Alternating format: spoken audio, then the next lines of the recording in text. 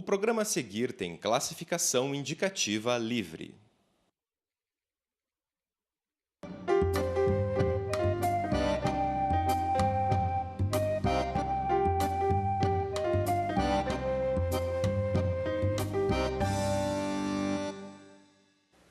Olá, estamos novamente com você no programa América Latina Viva. O programa América Latina Viva é um programa de entrevistas da Casa Latino-Americana em parceria com a TV da Universidade Federal do Paraná. No dia de hoje, o nosso tema estará tratando da questão da memória, da justiça e da verdade na perspectiva brasileira e latino-americana.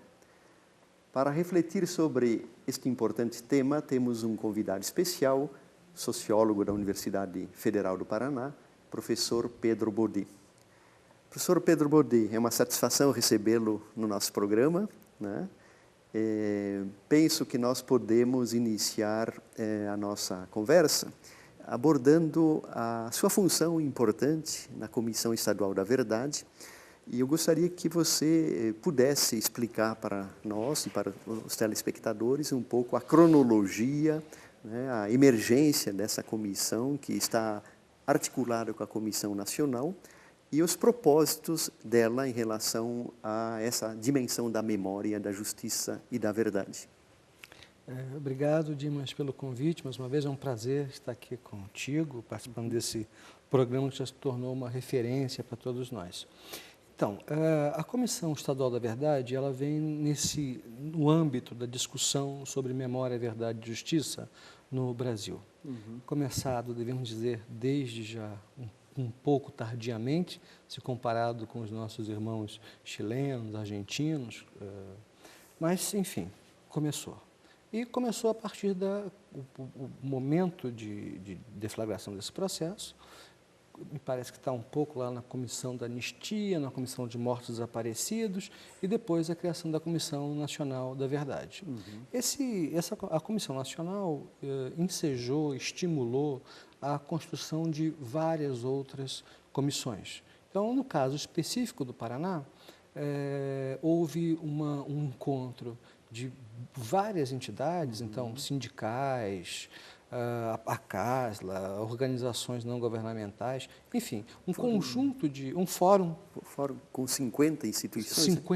Com 50 instituições. Muito representativo, né? Muito. 50 instituições lá presentes pensaram a produção, dali começou-se o estímulo, digamos assim, a produção de outros centros de justiça, memória e verdade.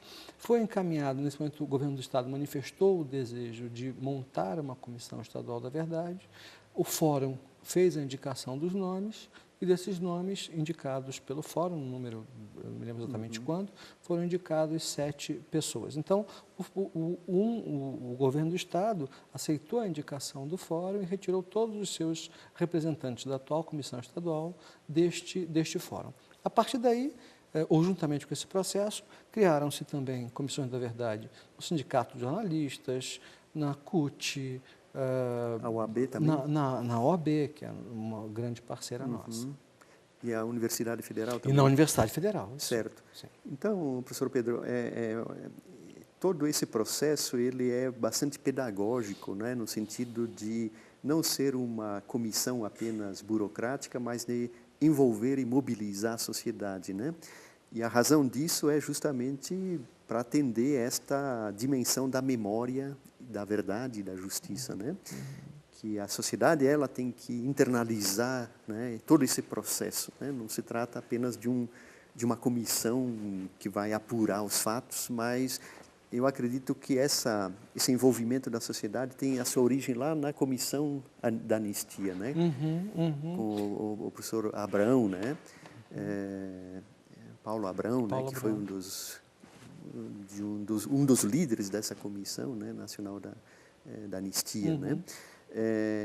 Eu gostaria que você nos dissesse um pouco da agenda com a qual vocês se defrontam e num certo sentido, o calendário também do trabalho que vocês estão realizando, né? Porque ele é um trabalho de oitivas, né? De audiências, né? Importantes, né? Das pessoas envolvidas vítimas e responsáveis pela violência, né, no nosso país no período da ditadura. Eu gostaria que você explicasse com maiores detalhes para o nosso telespectador. Então, mas nesse processo, e aí, no qual a Universidade Federal tem tido um protagonismo muito grande, Sem dúvida. é isso, e não poderia ser diferente, a gente, na Comissão Estadual da Verdade, a gente tem a sistemática, reuniões semanais abertas, onde nós discutimos vários pontos que apareçam, trazemos pessoas nessas reuniões quinzenais. Na parte da manhã é a reunião entre os membros e os colaboradores, então são reuniões abertas. Na parte da tarde, normalmente nós temos o depoimento de vítimas, até agora só conseguimos ouvir as vítimas que são convidadas, e é muito interessante porque nós temos uma listagem de pessoas e essa listagem vai crescendo, porque as pessoas, quando tomam ciência de que existe esse espaço, se prontificam a dar os seus depoimentos. Juntamente com esse processo local, que tem as oitivas, formado pelas oitivas, pela visita a arquivos, etc., há as audiências públicas da comissão. Essas audiências, a primeira foi feita em Foz do Iguaçu, a segunda em Apucarana, e está sendo pensada em outras duas, uma em Cascavel e outra em Londrina. Essa é uma tentativa de levar a comissão a determinados lugares onde houve muito, enfim, que são referência nesse processo de resistência à ditadura, e lá fazemos um movimento de mobilização da população para que participem, e assim tem sido. Então, essa é a estrutura básica de ação. Juntamente com isso, nós temos 6 GTs, então, um GT que trata da Operação Condor, um GT que trata do judiciário, judiciário e militarização, um GT que trata das questões relativas à perseguição nos sindicatos, um GT, que é o que eu coordeno, que é sobre o processo de militarização da segurança pública. Então, esses GTs, eles estão cada um sob a coordenação de 1 ou 2 membros da comissão, e são partes que se articulam com essas outras atividades. Pedro, você que é um estudioso justamente dos temas de segurança, de violência, né? Eu gostaria que você nos trouxesse uma reflexão a respeito, e isso tem tudo a ver com o resgate da memória, né? E do legado, né? Muitos casos perversos do sistema autoritário, né? Ditatorial que nós vivemos no Brasil e na América Latina. Qual é o efeito que você avalia nessa perspectiva sociológica desse legado em termos de pensar uma estrutura de segurança e de violência hoje no país? Eu não tenho dúvida, mas então eu já estou convencido que se nós avançamos em muitos aspectos do ponto de vista social, etc., um que nós não avançamos e que os resquícios, nem resquício, é aquela coisa que a gente fala do passado que não passou, Certo. Continua estruturado e funcionando tal e qual, é exatamente na segurança pública. Segurança pública, ela tem sido não algo, isso está consignado na Constituição, no seu artigo 144, a Constituição dita democrática e cidadã, que de fato tem muitos avanços, mas no seu artigo 144 ela deixa claro que a função da segurança pública continua sendo a defesa do Estado. A defesa do Estado, e aí nós não temos um sistema de justiça criminal e polícias capazes de se acompanharem as necessárias mudanças para um país democrático. Se há um lugar onde há, como diz um colega nosso, o professor Zaverucha, um enclave autoritário, e pelo que nós estamos vendo até agora, de difícil desmonte, é exatamente na segurança pública. E a violência, né, professor Pedro, e a segurança, a exemplo da saúde, da educação, da distribuição de renda, é um problema de classe. Né? Há uma dimensão de uma sociedade, digamos assim, estruturada em segmentos, né? Em classes muito desiguais, né? Sociais. Né? E nós vemos o exemplo no cotidiano, né? Como também existem setores que resistem a mudar as suas mentalidades, suas atitudes. Né? Eu acho que a questão da saúde é um exemplo, né? O desaparecimento cotidiano e as torturas nas prisões.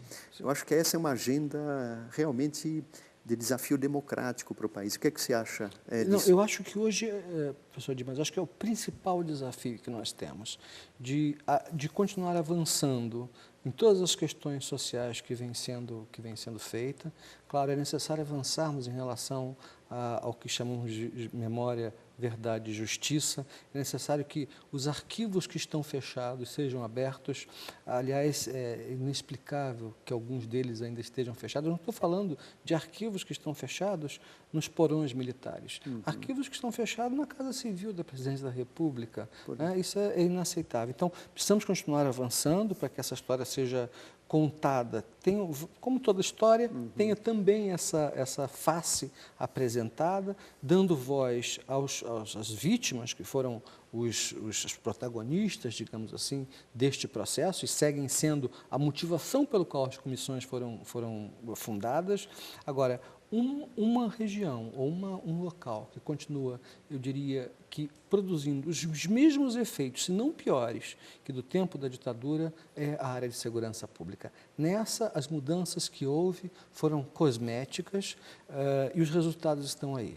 A polícia foi, agora no relatório do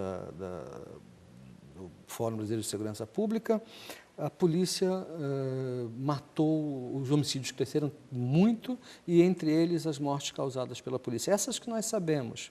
Isso sem contar nos amarildos que estão distribuídos por todo o Brasil. Essas são práticas de ditadura. Prisão ilegal, tortura e desaparecimento. E isso, professor Dimas, é um desafio e é inaceitável que um país que se pretenda democrático conviva com isso. Professor Pedro, essa dimensão das teias clandestinas desse sistema nós vamos aprofundar, né, logo depois do nosso intervalo.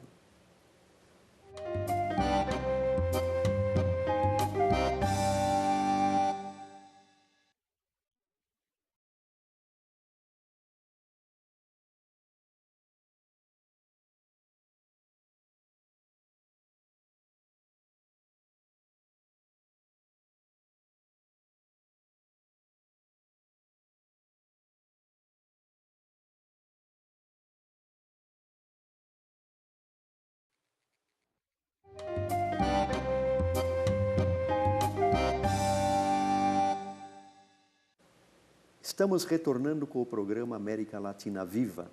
No dia de hoje estamos abordando a dimensão da memória, da verdade e da justiça no nosso país e na América Latina. E então, abordando, dialogando e refletindo sobre este tema, nós temos aqui o nosso convidado, o sociólogo Pedro Baudet, que é professor da Universidade Federal do Paraná e presidente da Comissão Estadual da Verdade. Professor Pedro, nós terminamos então o bloco anterior refletindo sobre o que nós podemos chamar das teias clandestinas da violência do Estado, das violências no plural, e que, num certo sentido, refletem uma questão da desigualdade social desse país, de uma cultura, ou de uma ausência de uma cultura democrática, né, e de um estado de barbárie e violência, cujas raízes se encontram, né, no nosso passado e com maior ênfase no período da ditadura, né? Essa questão, eu gostaria que você refletisse também conosco sobre as práticas dessa violência, né? Porque elas configuram uma estrutura de poder e que, infelizmente, se estampam numa forma de viver, né, das instituições e do agir delas. Você recentemente, nós inclusive conjuntamente estivemos no Chile, você que tem uma incursão por causa de um GT também, da Operação Cóndor, né? Uma dimensão que aparece nos trabalhos da Comissão da Verdade aqui. Eu gostaria que você, além desses elementos do Estado violento que nós vivenciamos na América Latina, comentasse um pouco dessa sua vivência recente, né, no Chile, ao visitar, né, por exemplo, o Parque da Paz, Vila Grimaldi, né, que são os chamados sítios ou lugares de memória. Mas antes da gente entrar propriamente nessa experiência que foi chocante no Chile, eu gostaria que você nos trouxesse uma reflexão sobre essas teias invisíveis desse Estado. Então, eu acho que é fundamental, Dimas, a gente lembrar, ou destacar isso que você está falando, né? Porque essa repressão tem atingido quem? Os pobres, os negros, ou principalmente, um pouco naquele sentido de quase negro de tão pobre, como diz a música lá do Gil, e as populações periféricas. Essas seguem sendo os alvos desse processo de repressão, que entende qualquer mobilização dessas populações como baderna, como ilegítima, isto no atual Estado. Então, e aí podemos pensar que o Estado, como diz o Bourdieu, tem uma mão direita e uma mão esquerda, né? E, por vezes, a mão direita tem pesado muito, ou seja, a mão da repressão tem pesado muito e sobre os de sempre, ou seja, os pobres, negros, moradores de periferia, e, para isso, utilizam o esquema que a ditadura montou e mantém de pé.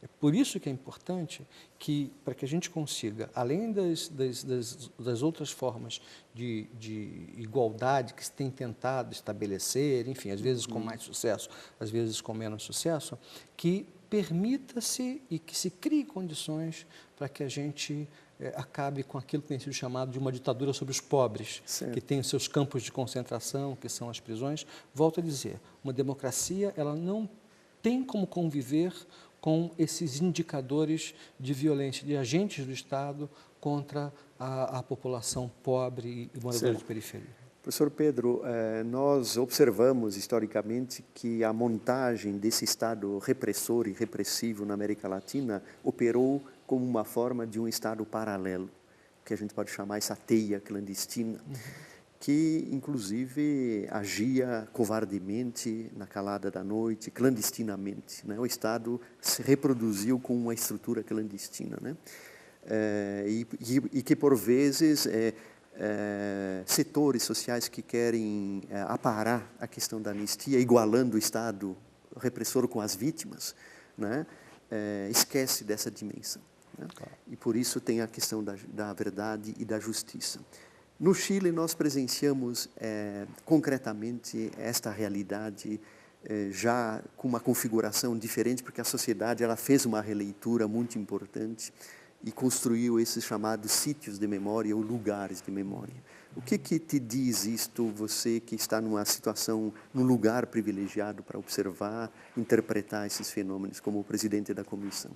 Antes de mais nada, eu queria agradecer ao senhor, professor Dimas, pela possibilidade, porque foi graças à sua intervenção que foi possível a nossa visita à Vila Grimaldi. Então, primeiro, o meu agradecimento pelo seu empenho. E também eu fiquei absolutamente impressionado com as suas redes. Quer dizer, para quem não sabe, o professor Dimas se exilou e asilou em vários países da América Latina, e em cada um desses deixou um conjunto de pessoas, e eu não esqueço que a gente estava num bar e as pessoas falavam contigo, oi Dimas, parecia que você estava, sei lá, num lugar no teu país. Então, isso foi muito impressionante e muito obrigado. Então, uma coisa que aí ficou claro para a gente, Dimas, acho que o tempo inteiro, uma coisa que também chamou a atenção, que o tema da verdade da justiça, da memória, verdade e justiça, no Chile, também eu tenho a experiência da Argentina, ela é muito viva. Quer dizer, eu lembro que na semana que nós estávamos lá, houve um escândalo da forma como os coronéis generais que haviam sido condenados, estavam vivendo numa prisão com regalias, VIP, etc., VIP. E isso foi debatido de forma crítica, se mostravam as prisões dos presos comuns e dos generais num programa da tarde. Esses programas, sei lá, que eu não sei comparação com o que haveria aqui no Brasil, mas programas de onde vão celebridades. E as pessoas criticando duramente o sistema de regalia dos militares. Então, é um negócio tão diferente. E quando você disse, num dos encontros que nós tivemos, que as pessoas, que lá está pautado por mobilizações populares, de forma muito intensa, isso a gente vê a cada instante, nas livrarias, nas universidades, mas também na Vila Grimaldi, onde nós fomos. E você registrou, né, esses momentos com fotos, né? Que nós registramos, todos nós registramos isso. Nós registramos. Então, todo mundo que estava lá, o professor Dimas também fez, todo mundo deu uma de fotógrafo ali e tirou as suas fotos. E como os nossos ouvintes, os nossos telespectadores poderão ver, há uma sequência de fotos. Então, aqui, por que há muito azulejo no chão? Porque os presos, como foi nos explicado lá pela nossa gentilíssima Cicerone, as pessoas tinham os olhos vendados, então elas só olhavam para baixo. Então, por isso é que há todo um trajeto que a gente faz como se fôssemos os prisioneiros, ou seja, com os olhos vendados, olhando para baixo. Daí os azulejos. Então, há várias paradas, há uma parada fundamental enfim, a viagem toda, quer dizer, a viagem na Vila Grimaldi e entender como foi o processo de construção da participação popular para que o governo não derrubasse tudo como havia tentado, né? Então, os nossos telespectadores vão poder ver lá uma casa antiga, que era a Vila Grimaldi, que era um salão de festas, que foi confiscado pela ditadura, vão poder ver a configuração na maquete que ali está, e depois essas placas que vão marcando determinados lugares. Sim. E eu gostaria de destacar dois. Certo. Um deles é a casa de torturas de 1 metro por 1 metro, chamado Corve. A Corve, é importante que se diga ao telespectador, eram casas populares na época do Allende, né? Que ele fornecia gratuitamente uma política de Estado para, digamos, a urbanização das favelas. Eram casas muito simples, mas de madeira. Então, aí você nota a vingança, né, do sistema repressivo, ditatorial, que era uma vingança política. Né? A memória de um projeto de governo habitacional da esquerda. Né? Casas Corve se chamava.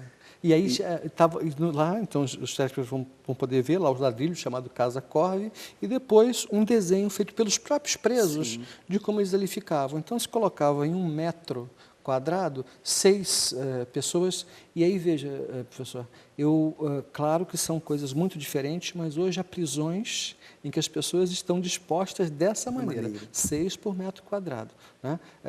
Enfim, guardadas devido às proporções da violência lá perpetrada, isso é para nossa reflexão, né? E um segundo ou outro que eu quero destacar é a torre, né? Então, a torre onde era visto como local para onde os prisioneiros iam, e também ao desenho lá de como as pessoas eram colocadas em cubículos de meio 60 centímetros e tinham que ficar agachados o tempo inteiro, e dali ou iam para o extermínio ou eram para o desaparecimento, que no fim das contas era a mesma coisa. A memória, nesse caso, foi reconstituída pelos desenhos... feitos pelos prisioneiros.